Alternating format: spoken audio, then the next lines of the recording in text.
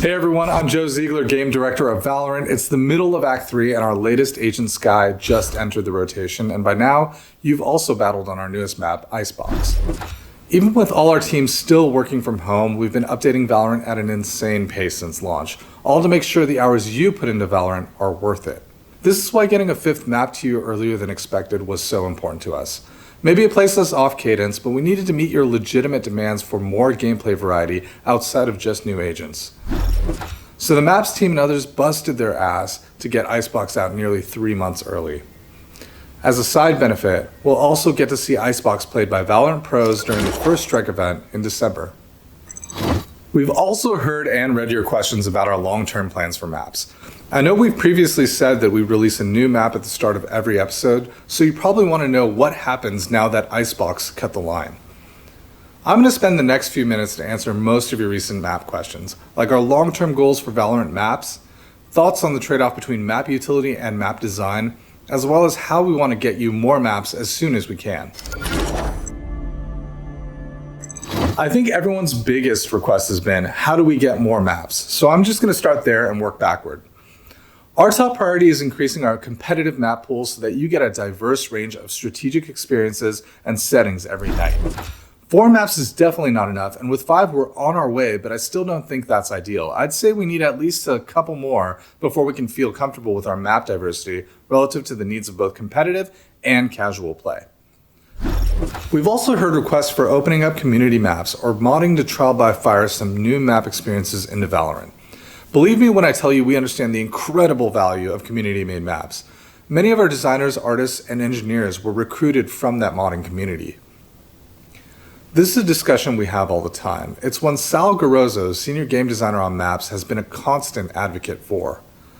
But I'll be straight with you. Building a scalable community sharing platform and a set of map-making tools would take us years of development to get off the ground. Not to mention a different team and even more time spent supporting it in the long term. When we weighed that against other content we could make, with the team we already have, the choice was pretty clear to focus on content.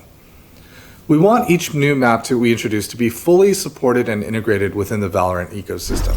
A new map should feel grounded in the IP, and we need to have the ability to make balance changes or address exploits as we see them. Fine-tuning a map for competitive play is a long, complicated process. This is why we're investing all of our resources into what we know we can do, making maps. So let's talk about these new maps. What are our long-term goals? Our first goal is to make sure each map brings meaningful new changes that ask you to think about how you approach the space. Our 4 original maps were designed to introduce you to the complexities of VALORANT, especially with so much unique agent utility to play against. Moving forward, I hope you can see how we'll continue challenging the basic concepts of map design in order to promote more diverse strategic play. With Icebox, for example, we have a map that places more emphasis on close skirmishes that demand sharper aim and quicker decision-making to win. From a configuration standpoint, the map is also more complex and interconnected than our previous maps. It's important that the opportunities presented by Icebox's layout create new ways to plan strategically and perform tactically with guns and character abilities. I'd love to talk more about our design philosophy for Icebox, but I don't want this to getting too long. If you do want to hear more about how we designed Icebox though, leave a comment and let me know. Ultimately, I just want to reiterate, with each map, we want to expand the skills you test both as an individual and a team. So that's it for me. Thanks for listening, and we really want you to know that we're committed to getting you a good pool of maps to make that competitive rotation feel right as soon as possible.